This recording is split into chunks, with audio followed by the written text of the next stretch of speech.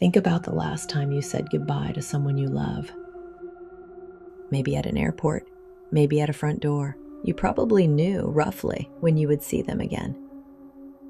Now imagine the goodbye happened and the when never came. Not because of distance, not because of time, because a line was drawn on a map and you ended up on different sides of it. This happened to millions of families in the 20th century. Not slowly, not with warning. Overnight. This episode is about 3 of those moments, 3 lines, 3 sets of families, 3 stories that history filed under politics, but that were really about something much simpler, about not being able to get home. Korea, Berlin, and the children of Greek Macedonia. 3 different continents, 3 different decades, 1 identical wound.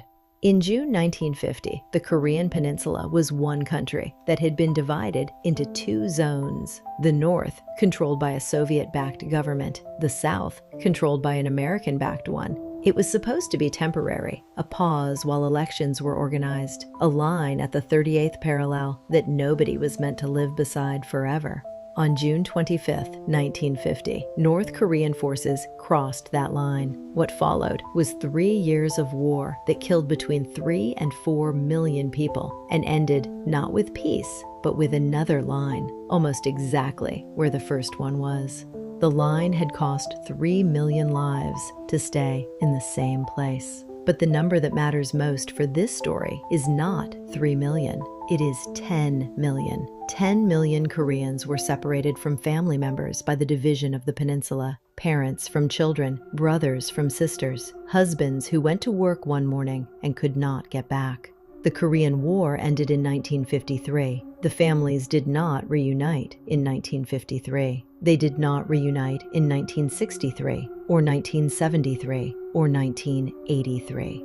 The first official reunion program between North and South Korea did not happen until 1985, 32 years after the ceasefire, and it lasted 4 days. 100 families, chosen by lottery, given a few hours together in a hotel in Pyongyang, watched by government officials from both sides. Imagine being chosen. Imagine sitting across a table from a parent you last saw when you were 7 years old. They are now in their 70s. You are looking at a stranger who is also the person who taught you how to walk. You have maybe 2 hours.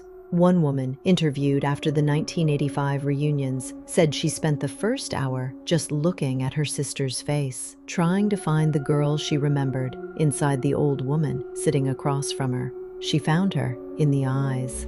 As of 2026, there are approximately 57,000 registered separated family members still alive in South Korea. They are mostly in their 80s and 90s. Most will die without seeing the people they lost. The file on Korean family separation is not closed. The families just ran out of time to wait for it to open.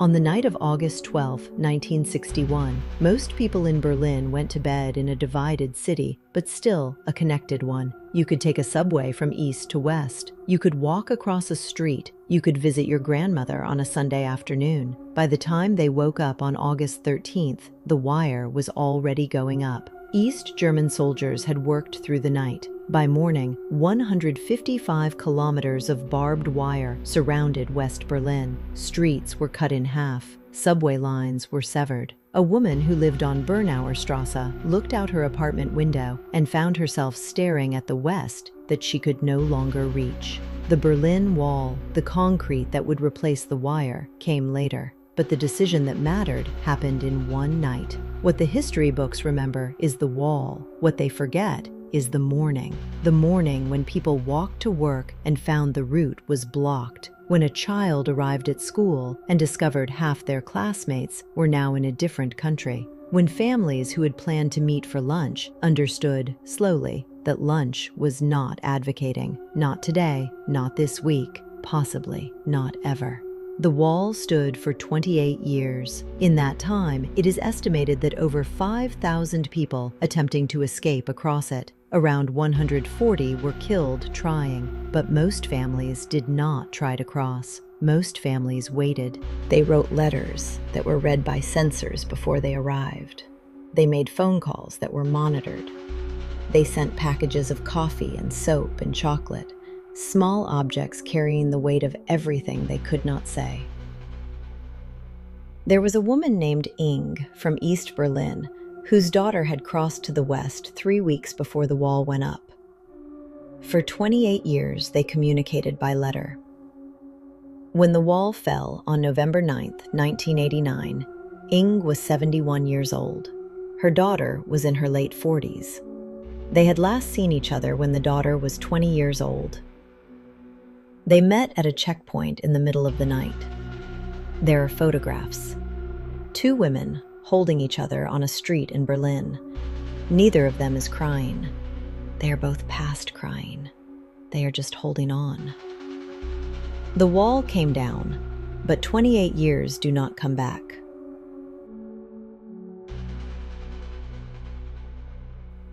The third story begins in mountains you may never have heard of, in villages in northern Greece, in a region called Greek Macedonia, in a community that called themselves Macedonians, that spoke their own language, that had lived in the same houses on the same land for more generations than anyone could count, and that, in 1948, sent their children away. The Greek Civil War had been burning since 1946. The villages were in the middle of it. There were bombings. There was starvation. There were soldiers on both sides moving through communities that wanted nothing to do with either of them. And so the parents made a decision that parents have made in every conflict in history. They sent the children somewhere safe, east, into the countries of Eastern Europe, Yugoslavia, Hungary, Czechoslovakia, Poland, Romania, Bulgaria, the Soviet Union itself. 28,000 children. The youngest were 2 years old. The oldest were 14. The parents were told, "When the war ends, your children will come home." The war ended in 1949. The children did not come home. The Greek government refused to allow their return. The official position: these children were Greek citizens. Their removal had been illegal. Allowing them back would be a political victory for the communist side. The children were not a humanitarian question. They were a bargaining chip. And so the families waited, not in a hotel lobby chosen by lottery with a 2-hour window. They waited at home, in the same houses, on the same land, looking down the same roads, for 30 years. Some borders opened partially in the 1980s. By then, the children were middle-aged. Some had built entire lives in Eastern Europe, had married, had their own children, their own grandchildren. They returned to villages they had left at the age of 4 or 6 or 8, speaking languages their parents no longer understood. These reunions, when they happened in silence. Not the silence of anger, the silence of 2 people who love each other and no longer share the words to say it. One woman, a survivor, described returning to her village in Greece in the late 1980s after nearly 40 years away. Her mother was still alive, 91 years old. They sat together in the kitchen where the daughter had eaten breakfast on the morning she left. Her mother reached across the table and took her hand, and held it, and didn't let go for a long time. The détsah behgahltsee. The refugee children. That is what they were called in Macedonian. Most of the world has never heard of them. 3 stories, 3 lines on 3 maps. Korea, Berlin, Greek Macedonia.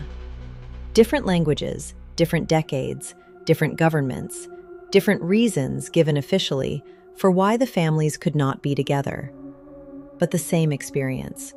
The same morning when a parent understood that the distance between them and their child was no longer measured in kilometers, but in politics. And politics does not care about a mother holding her daughter's hand across a kitchen table after 40 years. Politics files the family under acceptable collateral damage. Politics draws the line. The families live beside it. Here is what strikes me most about all three stories. The people who drew the lines, the governments, the armies, the officials who signed the treaties and issued the orders, they are almost entirely forgotten. Nobody remembers the name of the East German official who gave the order to put up the wire on August 12, 1961. But Inga's daughter remembers the face her mother made when they finally held each other on a Berlin street in 1989. Nobody remembers the names of the diplomats who decided in 1949 that the détsah behgahltsee could not go home. But those children remembered the sound of their mothers' voices in a language that nobody around them spoke. The line fades. The memory does not. You might think these are old stories, Cold War stories, 20th century stories, stories that belong to a world that no longer exists. As of today, the Korean families are still separated. The demilitarized zone is still the most armed border on Earth. The détsah behgahltsee grandchildren are still asking questions that the official record refuses to answer. And across the world, right now, there are families on both sides of borders that were drawn without them. Different borders, different names, same morning. The same moment when someone looks at a road they used to walk every day and understands that the road is closed. The Cold War is over. The files it left behind are not.